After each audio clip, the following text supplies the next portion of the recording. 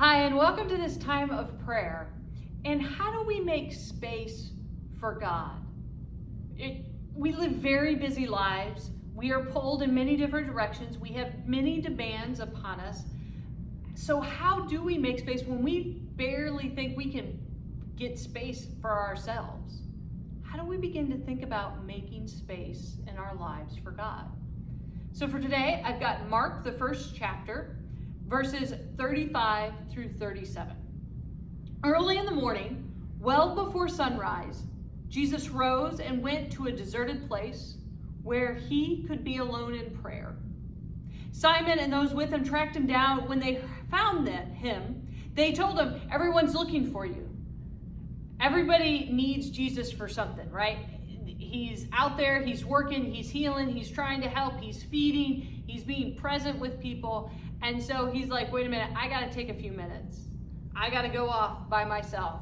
He does it, he carves it out right before sunrise. So right before everybody gets up, he goes off and he creates some space. So a time of conversation, of experiencing God, of putting ourselves in the presence of God, which is a presence of love, a presence of joy, a presence of peace. And so it really is about that even when we've got all of these demands of taking even just a few moments of saying, wait a minute, I got to pray. I got to talk to God. I got to carve out this space. Even though people are still coming and like, no, wait, we need you over here, Jesus. Somebody always needs something from us.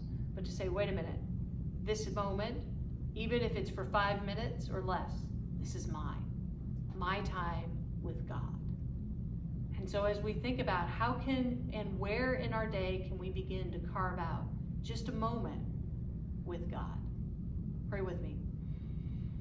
Oh God, sometimes it's really hard to stop, to even put ourselves in that space of conversing, of experiencing, of being quiet, of listening, of trying to put ourselves in your presence of love and peace and joy when there are so many things put upon us.